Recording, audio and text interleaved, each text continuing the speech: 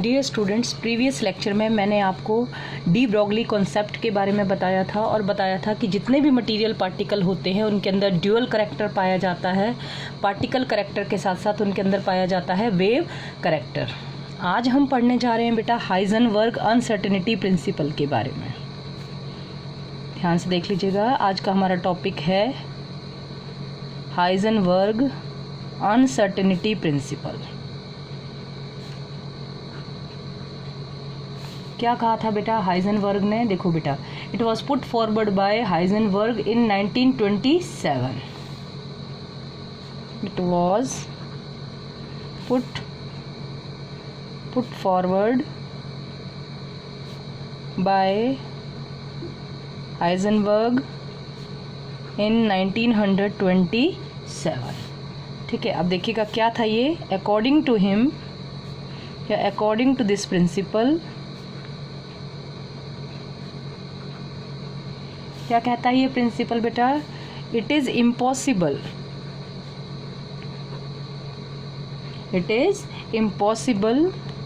To major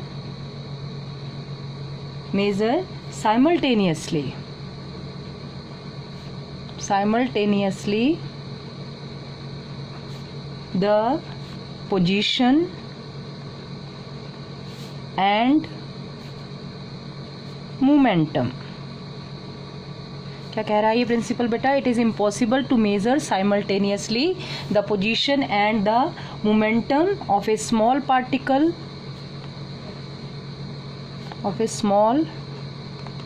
particle like electron with absolute accuracy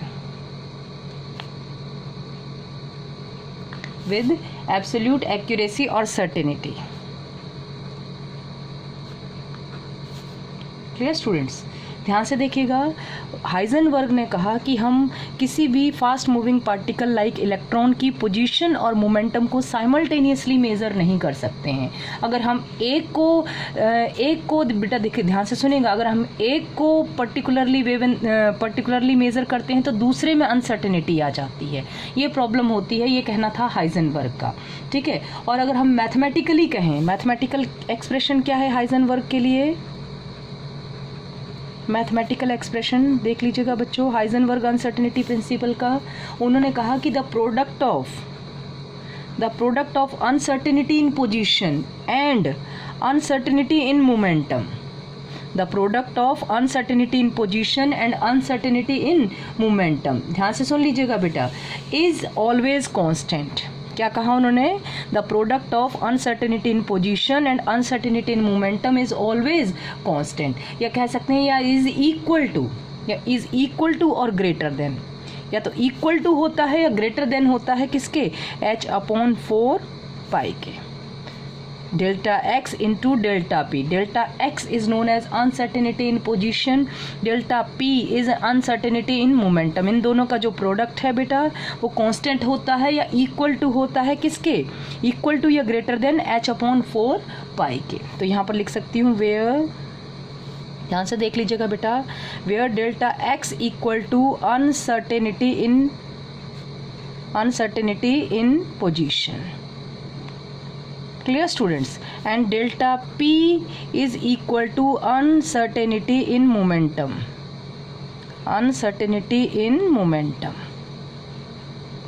ठीक है बेटा, इन दोनों को हम साइमल्टेनियसली मेज़र नहीं कर सकते। एक को अगर एक्यूरेसी से मेज़र करते हैं तो दूसरे में आपकी अनसर्टेनिटी आ जाती है। क्लियर हुआ? तो देखिएगा, आगे देख लीजिएगा, delta p that is uncertainty in momentum is equal to होता है, आपको पता है मोमेंटम होता है मास इनटू वेलोसिटी। तो मास तो आपका कांस्टेंट होता है, चेंज किस में आता है? वेलोसिटी में। तो हम बोलेंगे uncertainty in momentum equal to mass into delta v। ठीक है, तो आपका मैथमेटिकल एक्सप्रेशन और कैसे लिखा जा सकता है बच्चों, जरा ध्यान से देख लीजिएगा। Delta x into m delta v is greater than equal to h/4 pi. ये another mathematical form of Heisenberg uncertainty principle. Clear हुआ बेटा? It is very important. आगे चलकर हमने इसके ऊपर न्यूमेरिकल भी करने हैं। अब जरा एक्सप्लेनेशन देख लीजिएगा हाइजेनबर्ग अनसर्टेनिटी प्रिंसिपल का कि ऐसा क्यों होता है बच्चों। तो ध्यान से देखते चलिएगा जो मैं आपको समझा रही हूँ। सपोज कीजिएगा जैसे हमें क्या करना है, एक इलेक्ट्रॉन की पोजीशन और मोमेंटम दोनों एक साथ मेज़र करने हैं। जैसे ये आपका इलेक्ट्रॉन है, ठीक है ना, ये इलेक्ट्रॉन आपका इस पाथ को फॉलो करता हुआ जा रहा है, ये देखिएगा ये पाथ है आपके इलेक्ट्रॉन का, ठीक है कि नहीं। अब मैं चाहती हूँ कि मैं इस इलेक्ट्रॉन की जो है वो पोजीशन मेज़र करूँ, ठीक है, मुझे पिन पॉइंट करनी है इस इलेक्ट्रॉन की क्या बच्चों, पोजीशन। तो मैंने कहा इसकी आपको पता है इलेक्ट्रॉन माइक्रो पार्टिकल है, आपको नेक्ड आई से विजिबल नहीं होता है, तो इसको देखने के लिए हमने फोटोन सर्टेन फ्रीक्वेंसी की इसके ऊपर क्या डाली, लाइट, ये इंसिडेंट फोटोन, ठीक है। तो जैसे यह इंसिडेंट फोटोन आपका इलेक्ट्रॉन से स्ट्राइक करता है, ठीक है, तो हम जो आपका रिफ्लेक्टेड फोटोन होता है, ये देखिएगा ये आपका रिफ्लेक्टेड फोटोन होता है, इसको हम किस में ऑब्जर्व कर लेते हैं, माइक्रोस्कोप में। ये देखिएगा दिस इज माइक्रोस्कोप, क्या चेक करने के लिए, इलेक्ट्रॉन की पोजीशन चेक करने के लिए। ध्यान से समझ में आया बेटा। अब देख लीजिएगा, एक बात बहुत अच्छे से समझिएगा, अब मैं इसके बारे में बता रही हूँ कि जैसे ही इंसिडेंट फोटोन इलेक्ट्रॉन से स्ट्राइक करता है इसकी पोजीशन को चेक करने के लिए, और हम रिफ्लेक्टेड फोटोन को जब मेज़र करते हैं तो हम पाते हैं कि हम पोजीशन तो चेक कर रहे हैं, लेकिन क्योंकि जैसे ही आप अगर हाई फ्रीक्वेंसी की लाइट इसके ऊपर डालोगे तो इलेक्ट्रॉन को मिल जाएगी बेटा एनर्जी, ठीक है, और एनर्जी मिलते ही इलेक्ट्रॉन जो है आपकी उसकी स्पीड और उसके डायरेक्शन दोनों में चेंज आ जाएगा। फिर से समझिएगा, अब मैं यहाँ पर आपको लिख के बता रही हूँ ताकि आपको समझ में आ जाए।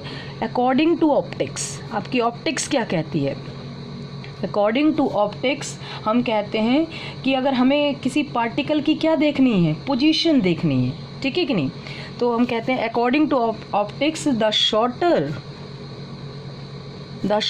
The wavelength, the shorter the wavelength of the incident photon, जो आप फोटोन डाल रहे हैं उसकी अगर वेवलेंथ कम है, ठीक है, तो the greater is the accuracy, the greater is the accuracy, greater is the accuracy in position, ठीक है, क्लियर हो गया। जितनी कम वेवलेंथ की आप लाइट डालेंगे, आपको पता है लैम्डा इक्वल टू क्या होता है, आपने पढ़ा हुआ है न्यू इक्वल टू आपका होता है सी बाय लैम्डा। तो देखिएगा न्यू और लैम्डा एक दूसरे के क्या होते हैं, इन्वर्सली प्रोपोर्शनल। तो जितनी शॉर्टर वेवलेंथ की आप लाइट डालेंगे, शॉर्टर वेवलेंथ का मतलब बच्चों हाई फ्रीक्वेंसी की लाइट, जितनी हाई फ्रीक्वेंसी की आप लाइट डालेंगे आपको पोजीशन उतनी विजिबल होगी इलेक्ट्रॉन की, ठीक है। लेकिन एक प्रॉब्लम आती है, आपको पता है, आपने ये भी पढ़ा हुआ है कि E is directly proportional to nu, लेकिन जितनी हाई फ्रीक्वेंसी की लाइट डालते हैं उसकी पोजीशन मेज़र करने के लिए, shorter wavelength means high frequency की लाइट, तो उसकी एक्यूरेसी उतनी ही होगी पोजीशन में, तो पोजीशन तो पता लग जाएगी। लेकिन हाई फ्रीक्वेंसी की लाइट डालोगे तो उसका मतलब हायर एनर्जी, बट क्या कहेंगे हम, but shorter wavelength, shorter wavelength means higher frequency, clear हो गया बेटा। और जितनी हायर फ्रीक्वेंसी होगी and hence higher energy, and hence higher energy, उतनी ज़्यादा एनर्जी होगी, ठीक है। दिस हाई एनर्जी,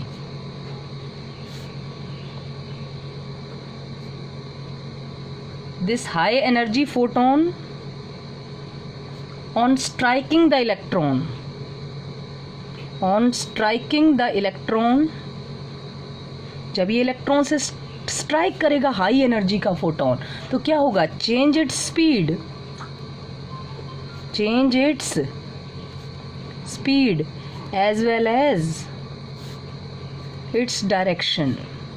ध्यान से सुन लीजिएगा बेटा, ये क्या करेगा, आपको हाई फ्रीक्वेंसी की लाइट आप डालेंगे तो हाई फ्रीक्वेंसी की लाइट मतलब हाई एनर्जी, और हाई एनर्जी का फोटोन ये आपने डाला, जब ये इलेक्ट्रॉन से स्ट्राइक करेगा तो इलेक्ट्रॉन की स्पीड और इसके डायरेक्शन दोनों को चेंज कर देगा। इलेक्ट्रॉन अगर आपका इस डायरेक्शन में जा रहा है तो इस पाथ को फॉलो करने लग जाएगा बच्चों, ये न्यू पाथ हो जाएगा, this is new path and velocity, velocity में चेंज आएगा अगर हाई फ्रीक्वेंसी की लाइट डालोगे, आपको पता है। और आपका मोमेंटम क्या होता है बेटा, बताइएगा। Momentum equal to mass into velocity. तो अगर आपकी वेलोसिटी में चेंज आ गया तो आपका मोमेंटम भी चेंज हो जाएगा बच्चों। तो एक साथ दोनों को एक्यूरेटली हम मेज़र नहीं कर सकते हैं। अगर पोजीशन को मेज़र करने के लिए हाई फ्रीक्वेंसी की लाइट डालते हैं तो हाई फ्रीक्वेंसी का फोटोन जब इलेक्ट्रॉन से टकराएगा तो उसकी स्पीड और डायरेक्शन दोनों बदल देगा, और स्पीड बदलेगी तो इलेक्ट्रॉन का मोमेंटम चेंज हो जाएगा।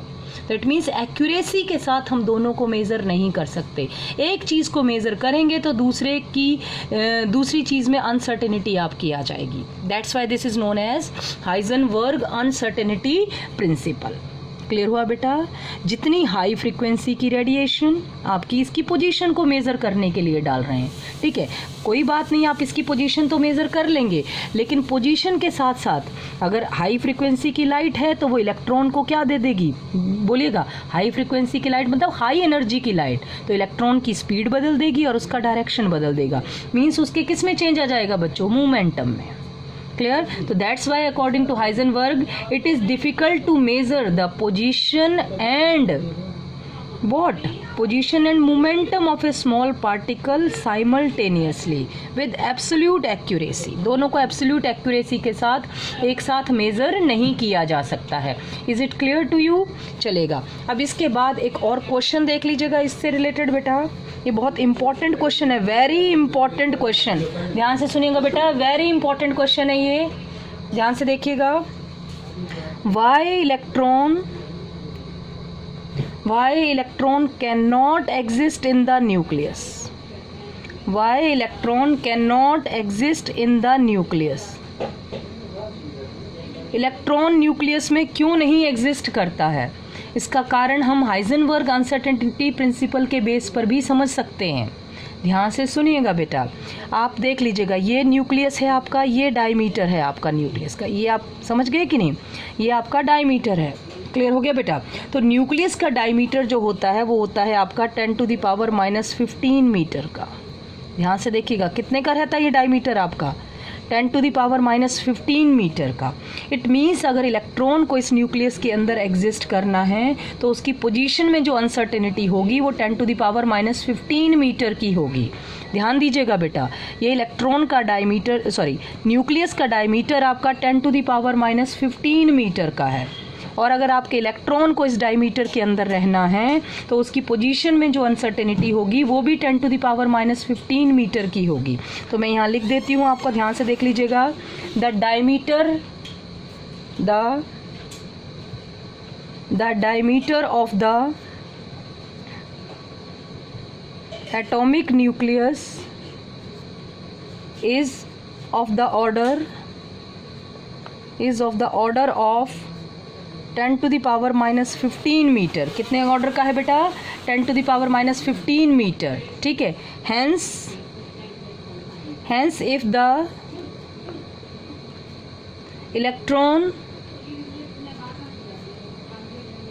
were to exist in the nucleus,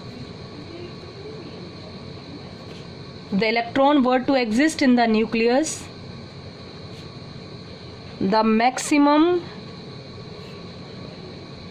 uncertainty in position would have been, कितने की होती है बेटा? 10⁻⁻15 मीटर की होती है। Means delta x is equal to 10⁻⁻15 metre. Clear हो गया बेटा? समझ में आ रहा है? तो देखिएगा, अगर हम इसके ऊपर हाइजेनबर्ग अनसर्टेनिटी प्रिंसिपल अप्लाई करें तो आपका क्या हो जाएगा? Delta x into delta p equal to h/4π। ठीक है, अब ध्यान से देखिएगा, हम हाइजेनबर्ग अनसर्टेनिटी प्रिंसिपल अगर अप्लाई करते हैं तो देखते हैं कि इलेक्ट्रॉन जो है वो न्यूक्लियस में एग्जिस्ट कर पाता है कि नहीं। तो देखो, delta x into delta p equal to h/4π, delta x momentum में change m into delta v equal to आपका h/4π। ये देख लीजिएगा बेटा, ये बन गया delta x into delta p equal to h by 4 pi delta x into m delta v equal to h by 4 pi. तो अब देखो बेटा, अब हमने अनसर्टेनिटी इन पोजीशन हमने देख रखी है। Delta x equal two electron को अगर न्यूक्लियस में एग्जिस्ट करना है तो अनसर्टेनिटी इन पोजीशन कितनी होनी चाहिए उसकी, 10⁻⁻15 मीटर की होनी चाहिए। तो चलिए ज़रा वैल्यू पुट करते हैं और देखते हैं क्या आता है आपका। तो आपका ये आ जाएगा, देखिएगा क्या बन जाएगा बच्चों, डेल्टा वी इक्वल टू आपका आ जाएगा h/4 pi into delta x into m. Clear. h की वैल्यू देखिएगा 6.626 into 10⁻⁻34 kilogram metre square second inverse. आगे 4 इंटू पाई की वैल्यू आपको पता है बच्चों 3.14 इंटू अनसर्टिनिटी इन पोजीशन। इलेक्ट्रॉन को न्यूक्लियस में एग्जिस्ट करना है तो 10⁻⁻15 मीटर की इंटू मास। इलेक्ट्रॉन का मास आप सबको पता है 9.1 इंटू 10⁻31 kg। ये देखिएगा kg से आपका ये कैंसिल, मीटर से ये आपका स्क्वायर कैंसिल। तो आपका डेल्टा वी आता है बेटा, इसको अगर आप सॉल्व करेंगे तो आपका डेल्टा वी आएगा 5.77 इंटू 10⁻10 मीटर पर सेकेंड। ये मीटर पर सेकेंड देख लीजिएगा। तो बेटा ये जो वेलोसिटी है, ध्यान से देखिएगा बेटा, this is value is much higher than the velocity of light, जो कि एक्चुअल प्रैक्टिस में आपका पॉसिबल नहीं है। इट मीन्स आपका इलेक्ट्रॉन भी न्यूक्लियस में एग्जिस्ट नहीं कर सकता। क्यों?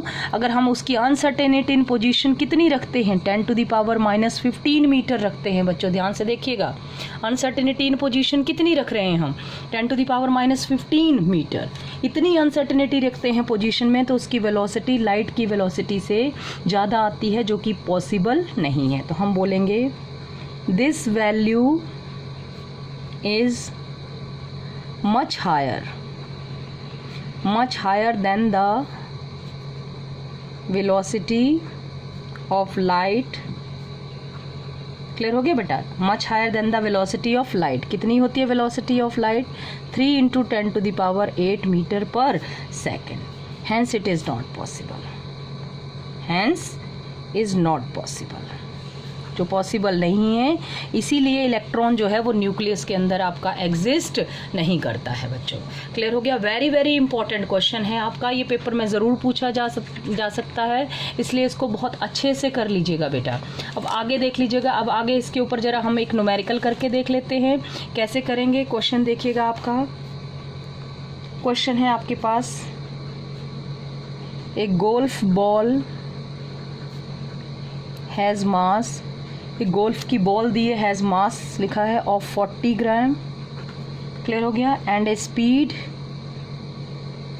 स्पीड कितनी है उसकी, देखिएगा बेटा, स्पीड ऑफ 45 मीटर पर सेकंड की स्पीड है उसकी। इफ़ द स्पीड, हम कह रहे हैं if the speed can be measured, if the speed can be measured with in accuracy of, कितनी एक्यूरेसी के साथ मेज़र करते हैं, 2%। तो लिखा है calculate uncertainty in position, calculate uncertainty in position. ध्यान से देखिएगा, आपको निकालनी है। देखो अनसर्टेनिटी इन पोजीशन पूछी है तो आपको देखते ही क्वेश्चन में समझ में आ जाएगा कि हाइजेनबर्ग अनसर्टेनिटी प्रिंसिपल का फॉर्मूला लग जाएगा। क्या है फॉर्मूला बच्चों आपके पास, बताइएगा। Delta x into delta p equal to आपका क्या आएगा, न्यूमेरिकल सॉल्व करने के लिए इक्वल टू लेके चलते हैं बेटा, h/4 पाई। तो अब देखिएगा आपको अनसर्टेनिटी इन पोजीशन निकालनी है, means delta x you have to find out. अब चलिए बात करते हैं डेल्टा पी की। तो डेल्टा पी इक्वल टू होता है आपका m into delta we.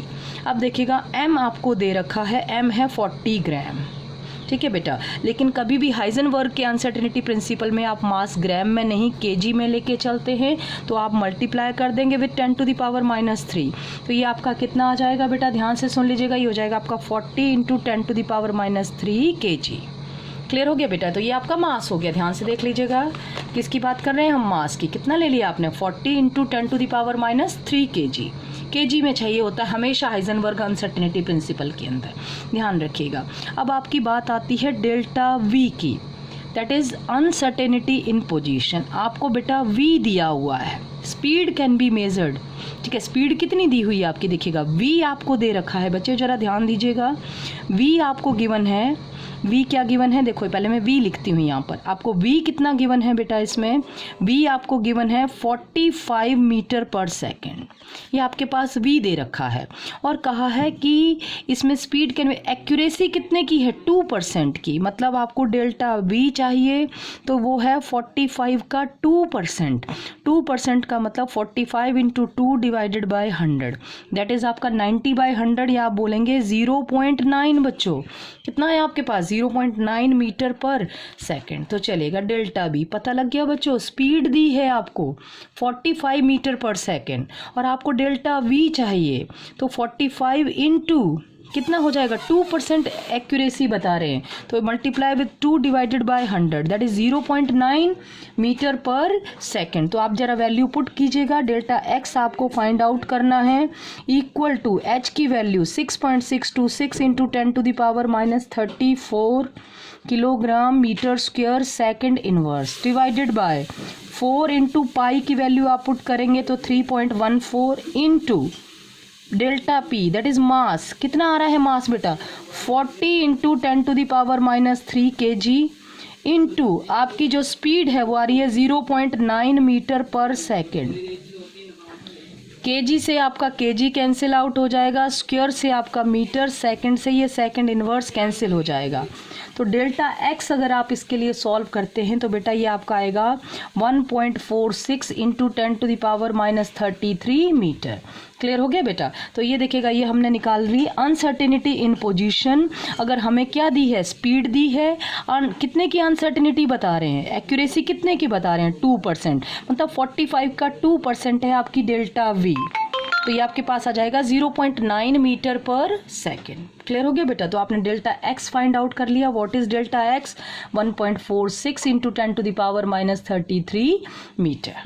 Clear हो गया स्टूडेंट्स। एक और क्वेश्चन आप देख सकते हैं अगर देखना चाहें इससे रिलेटेड। देखिएगा क्वेश्चन में यहाँ पर लिख देती हूँ, इफ एन इलेक्ट्रॉन, देखिएगा बेटा, moving with a velocity, if an electron moving with a velocity 600 metre per second, एक इलेक्ट्रॉन है जिसकी वेलोसिटी 600 मीटर पर सेकेंड है, which is accurate up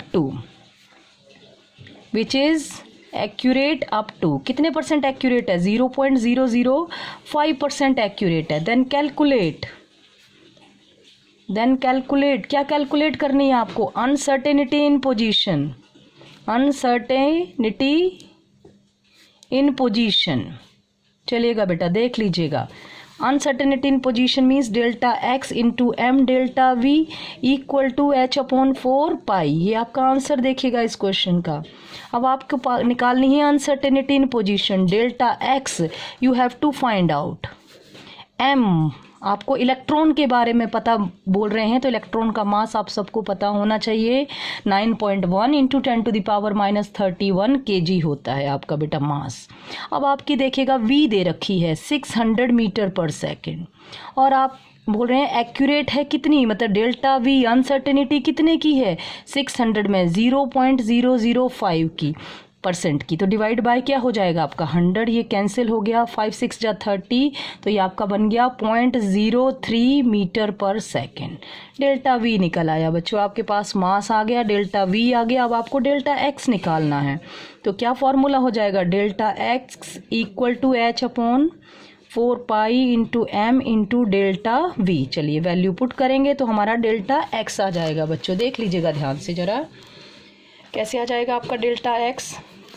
delta x h की value 6.626 into 10⁻³ kilogram metre square second inverse divided by 4, pi की value आपको पता है 3.14, electron का मास आपको दिया है बच्चों 9.1 इंटू 10⁻³ kg, डेल्टा वी मैंने पहले ही कहा वेलोसिटी दी थी 600 मीटर पर सेकेंड, उसने कहा कितने परसेंट एक्यूरेट है, 0.005%, परसेंट दिया है तो 600 का 0.005% मीन्स डिवाइडेड बाय 100, तो आपकी डेल्टा वी आ गई 0.03 metre per second into 0.0 0.03 metre पर सेकंड। ये आ गया आपका बच्चों, देखिएगा केजी से आपका केजी कैंसिल, स्क्वायर से ये आपका मीटर, सेकंड इनवर्स से सेकंड, तो सिर्फ आपका ये मीटर बच रहा है। तो आपका डेल्टा एक्स जो है बेटा सॉल्व करेंगे तो ये आ जाएगी 1.93 इंटू 10⁻³ मीटर। क्लियर हो गया बच्चों। तो ये मैंने आपको एक और न्यूमेरिकल करवा दिया किसके ऊपर, हाइजेनबर्ग अनसर्टेनिटी प्रिंसिपल के ऊपर। अगर आपको इसी तरह से अगर अनसर्टेनिटी आपको किस में दी है, वेलोसिटी में दी है, तो आप क्या निकाल सकते हैं, पोजीशन, और पोजीशन में दी है तो वेलोसिटी निकाल सकते हैं। Thank you students.